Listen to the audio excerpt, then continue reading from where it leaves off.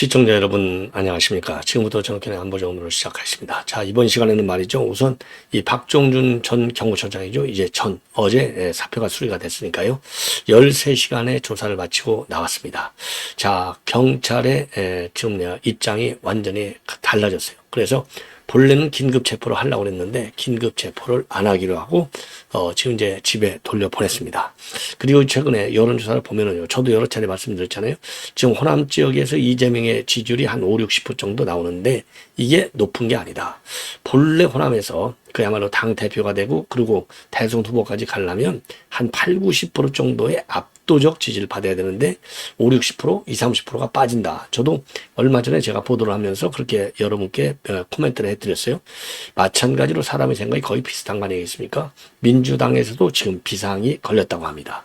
그리고 당 지지율도, 그리고 이제 이재명 개인에 대한 지지율도 30% 박스권에 딱 묶여 있다 보니까요. 지금 비상이 걸렸다는 겁니다. 그래서 내부 반란이 야기되고 있다고 합니다. 자, 그리고요. 저도 여러분께 이미 말씀을 드렸지만은 최근에 트럼프 측근들이 우리 방한을 하는 경우가 지금 부쩍 늘어났어요.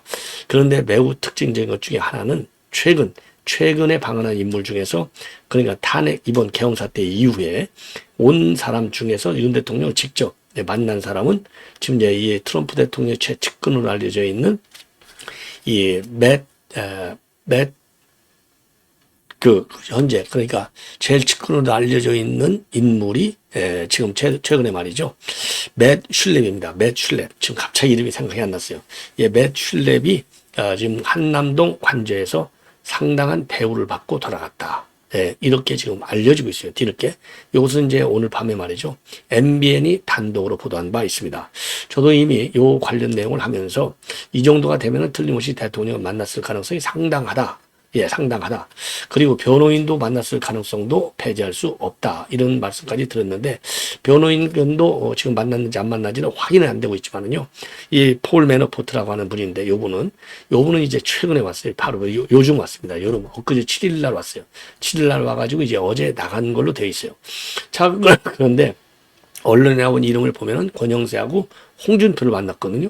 권영세하고 홍준표를 만나는데 변호인을 안 만났겠느냐? 자, 만났을 가능성도 상당하다. 이렇게 보여집니다. 그런데 이 변호인을 만났다는 것이 알려지게 될 경우는 또 괜히 상당한 오해를 받을 소지가 있기 때문에 이거는 보안을 지킬 확률이 굉장히 크다. 예, 저의 판단입니다. 자, 예, 그래서 요 관련 내용을 좀 추가적으로 여러분께 자세히 말씀드리도록 하겠고, 그리고 이미 제가 아침서부터 보도해드리다 못 드렸는데요. 조선일보가 지금 이제 상당히 우리와 같은 생각으로 많이 달라지고 있어요. 자, 그래서 오늘은요, 황대진 사회부장이 공수처 너희들 손대, 너희들은 이미 불법사한 기관이야. 더군다나 무능한 것들이 예산만 쓰고 나온 게 뭐가 있나. 이렇게 해서 공수처를 직격하는 칼럼을 쓰고 있어요. 자, 그래서 요 내용을 가지고 이제 마무리를 쭉 하도록 하겠습니다. 우선 박종준 전 경호처장이 조금 전에 13시간의 경찰 조사를 마치고 귀가를 했습니다. 자, 방금 전에 이제 귀가를 했어요. 그래서 왜냐면 오늘 10시에 조사를 시작해서 13시간, 11시가 좀 넘어서까지 조사가 계속됐습니다. 조사를 마치고 나서 일성은 수사기관의 조사에 최대한 성실히 임하려고 노력을 했고 소상하게 설명을 드렸다. 이렇게 입장을 내놨습니다. 그리고서 이제 바로 이제 왜냐하면 이제 벌써 이제 전직이잖아요. 전직 신분이고, 그래서 본래는요, 그 조사를 마치면은 예, 긴급 체포하거나 아니면 일단 기각시킨 다음에 사전 구속 영장을 청구한다. 이런 그 계획으로 있었는데 일단 계획이 좀 바뀌었습니다. 그래서 긴급 체포를 하지 않고 바로 조사를 마치고 귀가시킨 걸로 되어 있습니다. 다만 현 시점에서는 구속영장 신청 가능성은 열어둔 상태로 되어 있습니다. 자, 그러면 왜 갑자기 이렇게 내부적으로 입장이 바뀌었느냐? 본래 긴급 체포 여부를 두고요, 고심을 굉장히 많이 했다고 합니다.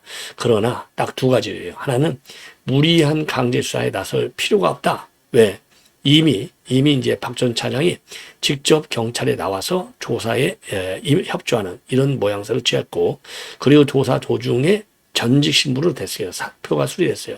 그렇기 때문에 굳이 신병을 확보할 필요성이 없다는 거죠. 만약에 현직 신분을 그대로 갖고 있으면, 왜냐하면 돌아가면 또 경호처를 지휘해야 될 거 아니에요. 그러면 2차 영장 집행을 하는데 상당한 또 장애 요인이 되기 때문에 긴급 체포해서 신병을 구치소에 갖다 놓는 것이 훨씬 좋겠다 이렇게 판단했는데 전직이니까 말이죠. 전직이니까 이제 경호처를 갖다가 진두지휘할 권한이 없잖아요. 그러니까 영장 집행하는데 방해 요인이 전혀 되지 않는 거예요. 자, 이런 복합적 요인이 작용한 것으로 보입니다. 자, 그래서 지금 이제 경찰도 말이죠. 지금 이제 검찰에서도 국무위원들을 전부 조사를 해서 일부는 이제 구속영장까지 청구하거나 또는 불구속 상태로 재판에 넘기려고 했는데 전부 김영현장과 한 사람을 빼놓고는 전부 무혐의 처분하기로 검찰도 그렇게 입장을 바뀌었지 않습니까? 근데 경찰도요, 지금 이렇게 박종준 처장을 지금 소환조사하면서 내는 얘기를 보면 무리한 강제 수사했다는 그런 역풍, 요것도 우려했다는 말이 나오거든요. 그러면 경찰도 이제는 좀 조심하는 것이 아닌가. 자, 이걸 보면 우리가 지금 가열차게 말이죠. 이 가열차게 지금 이제 이 경찰과 검찰의 이런 그 보도, 지금 수사 행태, 요거를 굉장히 비판하고 있는데 요 비판이 어느 정도로 상당히 먹혀 들어가는 추세에 있는 것이 아닌가 이렇게 생각이 듭니다. 자, 그래서 요 내용은 이제 요 정도로 해서 이제 마무리를 하고요. 그래서 지금 이제 제가 다시 한번 말씀을 드리고 싶은 것은 우리가 더 가열차게 지금 수사기관들 그리고 법원 전부 다 세게 비판을 계속해야 되겠다. 그러면서도 우리 국민의힘에 대해서도 비판의 목소리를 계속 내야 돼요. 이것들이 아직도 정신을 못 차리고 있어요. 아직도 정말 왜 국민의힘이 존재하는지 존재 이유를 모르는 인간들이다. 이렇게 판단이 되네요. 자, 이 정도로 해서 이제 요거를 이제 말씀을 드렸고, 그 다음에는요, 지금 이제 경찰 관계는 이 정도로 해서 이제 마무리를 하도록 하겠고요. 그 다음에 이제 뭐가 문제냐? 바로 이재명이가 지금 문제로 되어 있습니다. 왜 그러냐면요. 최근에 여론조사를 보면 이재명 개인 우선요. 지지율이 30% 박스대에 딱 묶여져 있다는 겁니다. 30% 박스에 딱 묶여져 있어서 이제 그러니까 외연 확장을 그만두고 말이죠.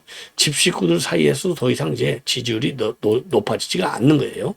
자, 그래서 이 원인을 두고 지금 이제 내부적으로 이 이재명, 이 민주당이 뭔가 잘못하고 있다. 예, 그래서 요를 보면요, 우선 그 장래 지도자로서 32%, 나머지는 이제 작아요. 다 합쳐도 30%가 안 돼, 물론. 그럼에도 불구하고 30% 박스권에만 멈춰 있다는 겁니다. 그리고 양자 대결을 이렇게 조사해봐도 이게 40%대에서 딱 머물러 있고, 예를 들어서 이 상대가 누구냐에 따라서 이게 확 차이가 나야 되는데, 그런 게 안 보인다는 것이죠. 예. 자, 그러다 보니까 지금 민주당 내부적으로 이제 반성문을 써야 된다. 이런 얘기가 많이 나오고 있다는 겁니다. 자, 그래서 지금 이제 조금 전에도 도표를 보여드렸지만은, 한국갤럽 조사를 보면 이재명이가 32%인데 비해서 김문수가 8%, 한동훈이가 6%, 홍준표 5%. 예. 그런데 작년 12월 3째 주 조사는요, 37%예요. 그러니까 이제 한 달도 안 되는 거죠. 한 1, 2주 만에 5%나 지금 빠지고 있습니다. 37에서 32로 빠졌잖아요. 그리고 이제 NBS 여론조사에서도 이재명의 지지율은요, 31% 돼 있어요. 그러니까 갤럽에서도 지금 빠져가지고 32%, 그리고 NBS에서는 31%, 이렇게 해서 30% 박스권에 딱 갇혔다는 겁니다. 그리고 말이죠. 이거 보면은 민주당보다도 우리 국민의힘이 34%, 민주당은 36%, 그리고 2% 내로 좁아지고 있어요. 이걸 보면 민주당은요, 지난 12월 3주차에 비해서 12%나 빠졌고, 국민의힘은 거꾸로 10%나 올라갔어요. 자, 이게 뭘 의미하냐. 그리고요, 윤 대통령 탄핵에 찬성한다는 것은 64, 반대는 32인데, 반대가 또 10여 %도 높아졌어요. 이런 거를 보면 뭔가 상당히 지금 문제가 많다. 문제가 많다. 요런데, 지금 여러분들, 그 의견이 지금 민주당 내에서도 일치하고, 특히 한길 리서치를 보면은요, 민주당이 37.0인데 비해서 국민의힘은 36.3. 이건 이제 그 쿠키 뉴스거든요. 요걸 보면은 굉장히 지금 위험 신호가 왔다. 이렇게 보여진다는 겁니다. 자, 보여진다는 거예요. 자, 그래서 지금 이제 상당히 문제 의식을 많이 갖고 원인 분석이 굉장히 중요한 것 아니냐. 이런 반성이 나오고 있다고 합니다. 자, 그래서 지금 이제 이와 관련해서 친명 핵심인 김영진 의원, 그리고 친명 좌장인 정성우 의원마저도 지금 보도 매체를 통해서 직접 이거를 비판하고 있어요. 반성하고 있어. 그 이유는 뭐냐? 민주당이 여러 가지 적절한 문제를 여러 가지 민생 문제라든가 안보 문제라든가 이번 탄핵과 관련된 개헌 문제 이런 것들을 갖다가 좀 적절하게 잘 관리를 했어야 되는데 지나치게 탄핵에만 매달렸다. 그리고 전략적 인내도 없이 국민의 목소리는 전혀 듣지 않았다. 그리고 탄핵. 요 강건 전략으로만 왔다. 그러다 보니까 민주당에 대한 비호감도가 지나치게 높아진 것이 아니냐. 이런 반성문을 얘기하고 있고요. 친명교회 좌장인 정성우도 최근에 말이죠.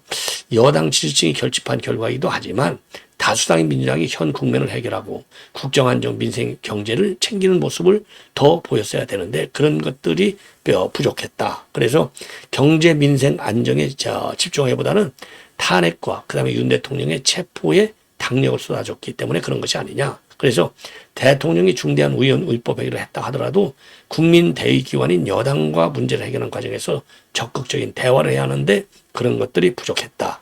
이런 지적을 하고 있어요. 예. 그러다 보니까 호남에서조차도 지금 이제 이재명의 지지율이 50% 후반에서 60% 초반밖에 되지 않는다는 겁니다. 그러다 보니까 지금 이재명의 측근이 양부남도 이 양부남이 아주 측근이잖아요. 양부남도 이미지 반전이 굉장히 필요하다. 또 이런 반성문을 지금 해야 된다고 나오고 있고요. 특히 여기에는요. 그러니까 이제 찐명에 속하는 정청래 이런 인간들의 이 망언, 그러니까 윤석열을 상할 것이라든가, 그다음에 이성윤 같은 인간은 이 윤석열을 체포를 들어갈 때 가슴을 열고 들어가야 된다든가, 요따위 발언들이 민심이방을 상당히 불러왔기 때문에 이렇게 지금 쩔쩔매는 국면으로 지금 치닫고 있는 것이 아니냐. 이런 반성문들이 상당히 세게 제기되고 있다고 합니다. 자, 이렇게 이제 말씀을 드리고 싶고요. 그 다음에 지금 이제 MBN에서 맨 먼저 보도를 했고요. 저도 이미 여러분께 말씀드린 대로 그러니까 요 두 사람이 이제 부부예요. 요 두 사람이 부부인데 요 분이 이제 맷 슐렙. 이게 그러니까 미국의 최대 보수단체인 보수 보수단체 이름이 말이죠. 미국 보수주의 연합으로 돼 있어요. 이게 이름이 어려운데 ACU, 미국 보수주의 연합, American Conservative Union, 미국 보수주의 연합의 공동 지금 의장으로 돼 있어요. 이 두 사람이 부부간인데, 그런데 요 두 부부하고 트럼프 대통령이 엄청 가깝고, 요 단체에서 행하는 매년 2월에 있는 이 대규모 행사에 지금 트럼프 대통령이 거의 매년 왔다고 합니다. 그리고 작년 2월 달에는 와서 1시간 반 동이나 축사를 하고 격려해주고 갔다는 거예요. 그 정도로 요 부부가 맷 갤럽하고 그다음에 지금 이 부인 메르세데스 슐렙하고 맷 슐렙하고 둘이서 굉장히 가깝다는 겁니다. 그래서 요 맷 슐렙은요, 부시 대통령 때 백악관에 있었고, 요 이제 부인 메르세데스 슐렙의 경우에는 백악관에 지금 트럼프 1기 정부에서 백악관에 일을 했어요. 자, 그러면서 신뢰 관계가 굉장히 셌다는 거죠. 근데 요 분들이 와가지고, 요 분들이 지금 이제 고든창 변호사하고도 요 이제 부인 메르세데스 슐렙이 토크까지 할 정도로 우리 국내 정세에 굉장히 관심을 만났다는 건데, 요 남편이 지난 그러니까 윤석열 대통령이 계엄이 끝나고 나서 계엄을 선포하고 난 이후 한 일주일 전이죠. 탄핵이 닿기 전에, 그러니까 지난 12월 14일 날 탄핵 소추안이 가결된 직후에 관저에서 만났다는 겁니다. 왜냐면 이제 탄핵 소추안이 가결되니까 직무가 정지됐잖아요. 그러니까 이제 용산 대통령실을 못 가니까 관저에서 만났다는 거예요. 그런데 거꾸로 관저에서 만났기 때문에 그만큼 더 친분과 신뢰관계는 커졌다. 이렇게 볼 수 있어요. 자, 그래서 이 최대 보수 성향 시민단체입니다. 미국 보수연합. 여기에서 지금 매년 보수의 미래를 주례해서 토론을 한다는 거예요. 보수정치행동회의. 요 토론을 하는 보수정치행동회의가 이번에도 2월 달에 열리는데, 이때 이제 트럼프 대통령이 올 건지 안 올 건지가 또 관심 포인트로 되어 있습니다. 자, 그래서 이분들이 말이죠. 아까도 얘기했지만은, 본인이 이제 진행하는 방송, 아까 이제 여기 자료 화면을 보여드렸죠. 요 방송에서 고든창이라고 하는 싱가포르의 미국인을 초대해서 우리 국내 정국을 관해서 지금 의견을 나누기까지 했다는 겁니다. 자, 그 정도로 지금 우리 국내 정세에 관해서 요 부부가 굉장히 관심을 많아요. 자, 그래서 이제 요런 분들이, 그러니까 이제 윤 대통령 만나고 갔기 때문에 트럼프 대통령도 현 탄핵 정부에 대해서는 상당한 관심을 갖고 있을 것이다. 예. 굉장히 관심을 갖고 있을 것이다. 자, 그리고요, 또 폴 매너포트. 그러니까 이제 선대 본부장 하신 분이에요. 이분은 폴 매너포트 이분인데, 요분은 이제 트럼프 대통령이 2016년도 때 선대 본부장 할 정도로 굉장히 가까운 측근인데, 이분이 바로 요즘 이제 우리 한국에 와가지고요, 권성동도 만나고 홍준표도 만나고 돌아간 걸로 돼 있어요. 자, 그래서 이분들이 그냥 권성동하고 홍준표만 만나고 갔겠어요? 당연히. 많은 우리 여권 또 야권 인사도 당연히 만나고 갔겠죠. 그래서 트럼프 대통령이 어떤 형식이 됐든 간에 이제 출범을 하게 되면, 뭐 1월 20일이니까요. 곧 출범할 텐데 열흘밖에 안 남았어요. 우리 국내 문제에 관해서 틀림없이 트럼프 대통령답게 직접 입장을 밝히거나 아니면 본인이 좋아하는 SNS를 통해서 입장을 내놓을 가능성이 상당히 크지 않을까, 이렇게 판단이 됩니다. 자, 그리고 말이죠. 지금 막 보도를 지금 보니까 지금 나훈아 가수 나훈아가 말이죠. 현 상황과 관련해서 또 한마디 했네요.